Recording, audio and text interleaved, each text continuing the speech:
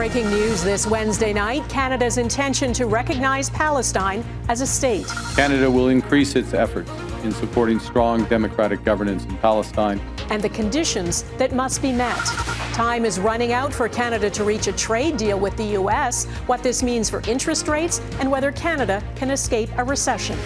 One of the strongest earthquakes ever rattles Russia, the far-reaching ripple effects, and what might come next.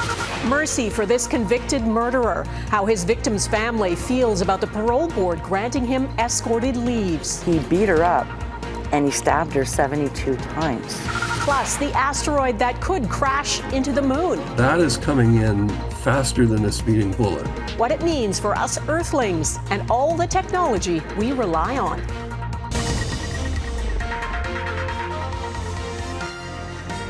Global National with Donna Friesen. Good evening and thanks for joining us. We begin with breaking news. The Canadian government has decided on a major policy shift in the Middle East. Prime Minister Mark Carney says Canada will join France and the UK and other countries in recognizing Palestine as a state at a meeting of the UN General Assembly in September. Late today, Carney said the level of human suffering in Gaza has become intolerable and leaves no room for delay. And he said simply calling for a negotiated two-state solution as part of a peace process, which Canada has supported for years, is no longer tenable. Canada intends to recognize the state of Palestine at the 80th session of the United Nations General Assembly in September 2025. This intention is predicated on the Palestinian Authority's commitment to much-needed reforms, including commitments by the Palestinian Authority's President Abbas to fundamentally reform its governance, to hold general elections in 2026 in which Hamas can play no part, and to demilitarize the Palestinian state. Carney said he spoke with the Palestinian Authority President Mahmoud Abbas earlier today. And late today, the Israeli Foreign Ministry released a statement saying Israel rejects the statement by the Prime Minister of Canada. The change in position of the Canadian government at this time is a reward for Hamas and harms the efforts to achieve a ceasefire in Gaza and a framework for the release of the hostages. As more countries decide to recognize Palestine as a state, it does put pressure on Israel to ease the suffering in Gaza and revive the idea of a peaceful two-state solution. But the situation on the ground in Gaza is unchanged. Every day that passes with limited food, more Palestinians reach the point of starvation. Israel controls all access to Gaza and claims it is not deliberately withholding food. But as Mike Armstrong reports, the facts on the ground present a different picture. The sight of an aircraft overhead sets off a frantic race. Airdropped aid drifts with the winds as desperate Palestinians rush to follow it and then fight to recover what they can. This man says people are beaten and walked on just trying to feed their families. He calls it humiliating and degrading. Now, just getting to dropped aid can be dangerous. Packages have landed in areas Palestinians have been ordered to evacuate. Some have fallen into the Mediterranean, forcing people to swim out, and some pallets have fallen into private compounds. Anywhere they fall, there is a battle. This woman tried to get anything to feed her starving family, but she struggled in a sea of, she says, 8,000 men. Under growing pressure from the international community, since the weekend, Israel has moved more aid into Gaza, but only about a third of what aid groups say is needed. This man says any aid helps, but it's not enough, and people are slaughtering each other for it. The IPC, a top global authority on hunger crises, says in recent weeks the situation has worsened dramatically. It hasn't officially declared a famine, but says without urgent action, there will likely be, quote, widespread death. This man's message is that if anyone is saying aid is reaching people, stop saying it. Very little, he says, makes it. Mike Armstrong, Global News, Montreal. With the trade deadline imposed by the American president just days away, Canada remains in limbo, and President Trump is showing no sign of backing down. Trump has threatened to impose a 35% tariff on Canadian imports. And as the months of uncertainty drag on, the Bank of Canada decided today to hold its key interest rate steady at 2.75%. Bank Governor Tiff Macklem says the Canadian economy is still showing resilience, but he warns the central bank is ready to cut rates if the situation deteriorates. We'll dig into interest rates with our senior business correspondent in a moment, but first, Mackenzie Gray on where things stand with those trade talks. Deadline day is fast approaching. August 1st is a very big day for this country because money is going to pour into the United States like we've never seen before. Donald Trump's ultimatum: cut a deal with the U.S. or face 35% tariffs starting Friday, a date Mark Carney seems willing to blow through. Their constructive negotiations with the Americans are ongoing. It's possible that they may not conclude by the 1st of August. Although the president didn't wait for Friday to bring in his latest tax, slapping a 50% tariff on semi-finished copper, which will impact $9.3 billion in copper exports Canada sends to the U.S. Tariffs that, like steel and aluminum, the Prime Minister thinks are here to stay. I think we have to recognize that in the strategic sectors, again, as defined by the United States, what's strategic to them, that they have tariffs. Another one of those sectors, dairy. They've been charging our farmers 200%, 300%, 400% for years, and nobody did anything about it. Except Trump did address that in 2018 with the Canada-Mexico-U.S. free trade deal. American dairy farmers can send 50 billion liters of milk to Canada annually before any tariffs kick in, a threshold that's never been exceeded. New tariffs and old complaints, underscoring Trump's erratic nature. What you have with Trump are essentially handshake deals with the used car salesman who wasn't there last week and may not be there the coming week. So you want to know where rates are going, basically.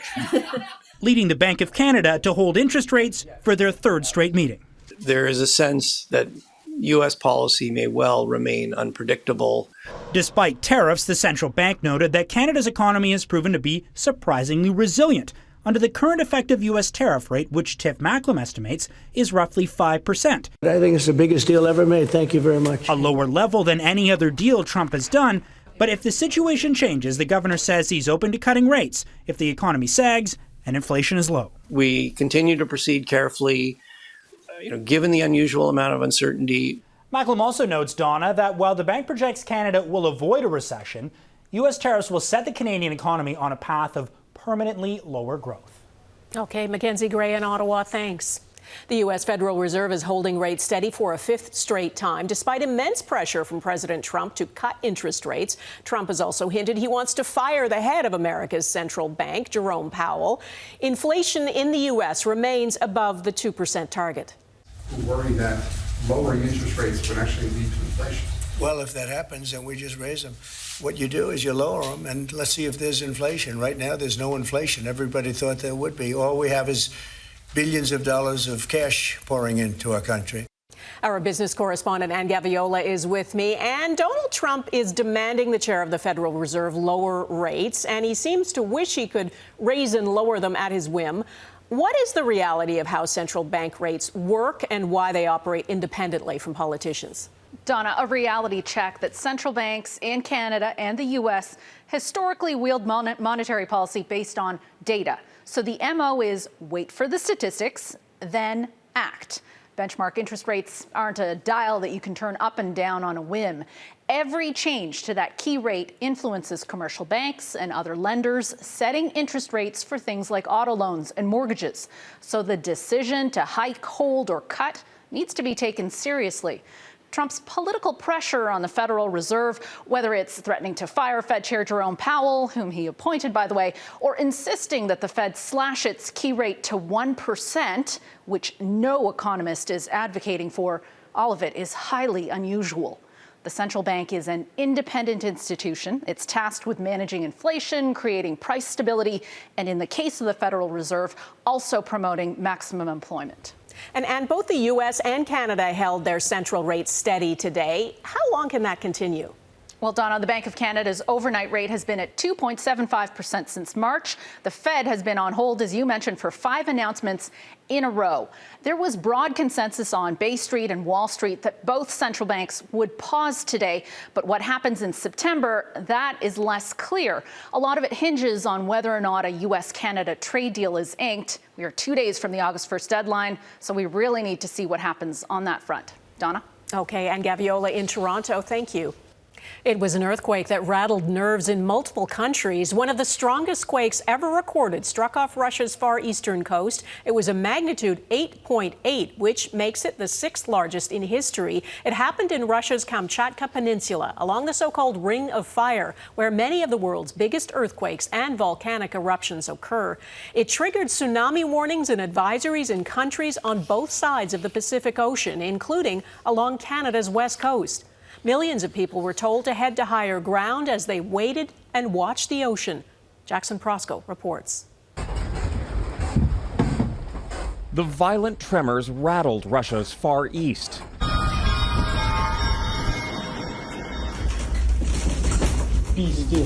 Shaking homes, leaving doctors to hold on as an operating room shook mid-surgery. This colony of sea lions dove into the ocean for safety moments before a tsunami, triggered by the underwater earthquake, engulfed buildings near the shore. 8.8 is clearly a major quake, one of the biggest ones we've had in recorded history. Soon after, tsunami warnings rang out across the Pacific. In Japan, people sheltered on rooftops as waves over 1 meter high arrived in Hokkaido. Even the police evacuated. In Hawaii, officials shut down the beaches. Lines of cars clogged highways as people fled to higher ground.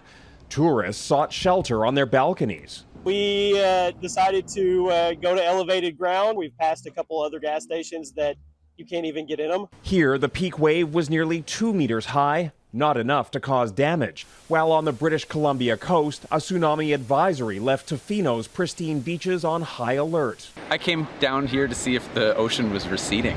Worldwide, it seems the warnings worked. Lessons learned from the devastating 2011 tsunami in Japan and the 2004 Indian Ocean tsunami. Not only do you have to get the message out, people have to receive it and know what to do. As the danger subsides, Russia's Pacific coast is bracing for more aftershocks and now volcanic eruptions. Jackson Prosco, Global News, Washington. Global News has obtained a federal intelligence report that suggests extremist movements are weaponizing femininity on social media to attract more women. The report was prepared by Canada's Integrated Threat Assessment Centre and released under the Access to Information Act. It warns female extremist influencers are using popular online platforms to radicalize and recruit vulnerable women. They do it by embedding hardline messages within content on benign subjects such as motherhood and parenting, spreading extremist ideology, and in some cases, inciting violence. No influencers are named in the report, but it refers to alt-right extremist channels, including blogs that promote white supremacy. And you can read more about women and extremism on our website, globalnews.ca/globalnational. A convicted murderer in Quebec is granted escorted leave. Coming up, why the parole board says he's earned it. Plus, the new incentive Toronto police are offering in hopes of solving a 40-year-old cold case. And a fast-thinking pilot's maneuver to dodge disaster.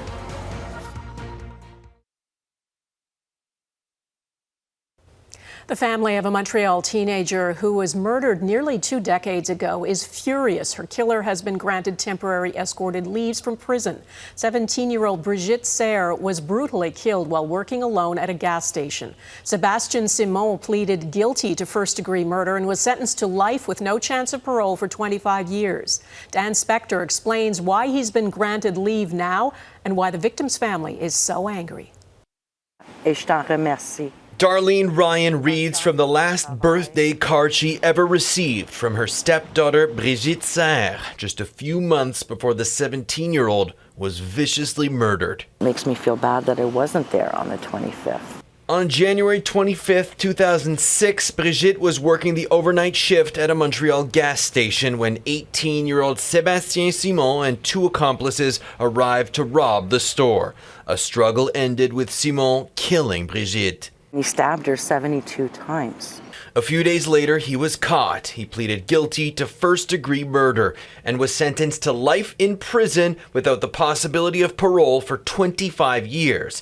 Now, after almost 20 years behind bars, the Parole Board of Canada has granted Simon the ability to leave prison on supervised visits up to 5 times per week for 8 hours at a time to perform community service. I don't know if it's shock or disbelief.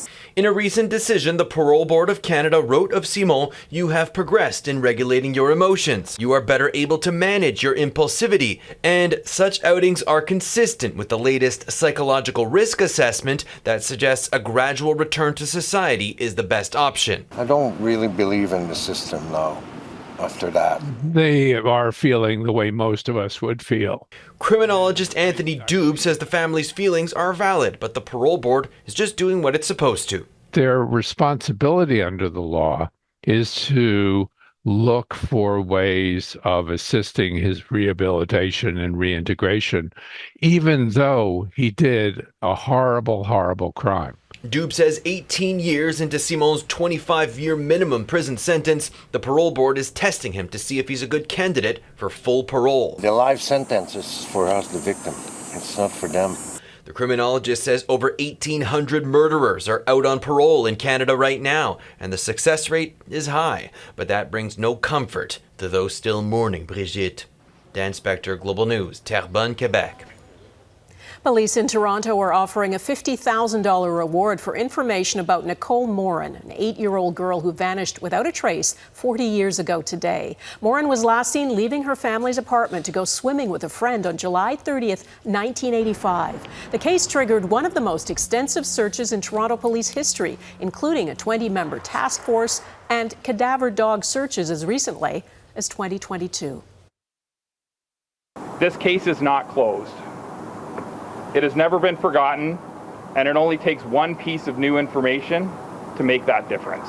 Whether it's somebody that was directly involved or somebody that knows who was directly involved and has a small bit of information, there is no insignificant information. Police have also released this age-enhanced image of what Morin might look like today. The reward is valid for 1 year. Fans say farewell ahead the funeral procession for heavy metal legend Ozzy Osbourne.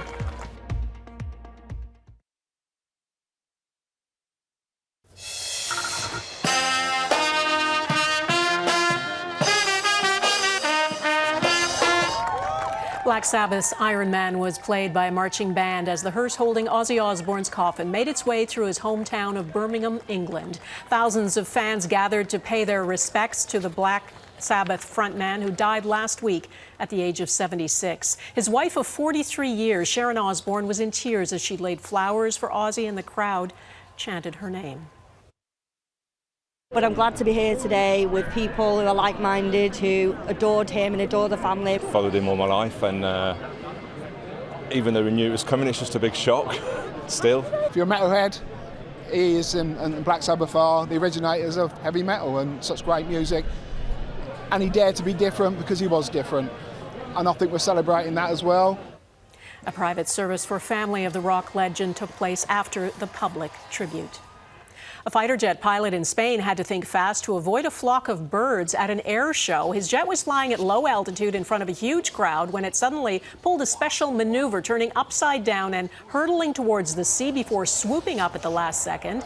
The Spanish military says the pilot had detected a flock of birds, and the maneuver was standard protocol to ensure the safety of both the pilot and the public. Storm of moon dust next. What could happen if an asteroid hits the moon?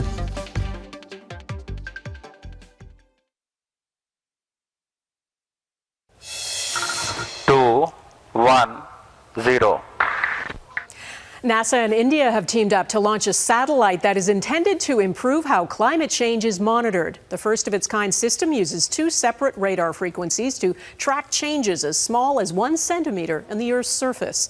Scientists say the satellite will help weather forecasters and first responders stay ahead of natural disasters. New Canadian research is shedding light on what could happen if a large asteroid hits the moon. Scientists say there's only a small chance of it happening, and not for 7 years, but they are monitoring it closely. Heather Urix-West looks at what it could mean and why the threat alone is a wake-up call.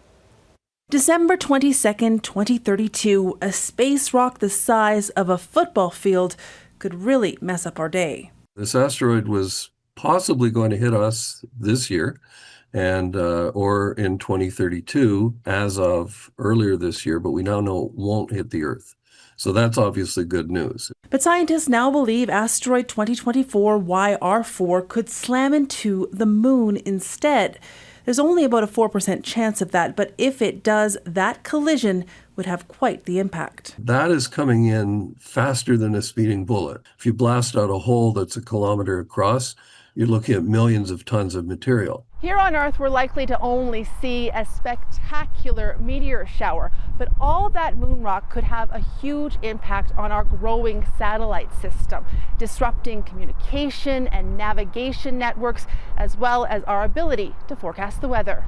Space has done so much for humanity and society, and it will continue to do that. However, just like any other system, we need to have sufficient backups. Because a rare asteroid moon crash isn't the only potential threat. Solar storms, satellite-on-satellite collisions, or a military attack can take out vital space infrastructure too. If we get too reliant on space, and if we have other opportunities to do things, but we say, you know what, if we could do it from space, let's just do it from space, then we are setting ourselves up to be actually vulnerable to a wide range of issues. This particular threat won't be visible to us again until 2028, when scientists believe they'll be able to determine whether a direct hit to the moon will occur. Until then, experts say even the small possibility of such a wide-scale satellite disruption should serve as a wake-up call. Heather Urix-West, Global News, Calgary. And that is Global National for this Wednesday. I'm Donna Friesen. Tonight's Your Canada showcases Winnipeg, Manitoba, Twillingate, Newfoundland and Labrador, and Blackie, Alberta. Thanks for watching and hope to see you here again tomorrow. Bye-bye.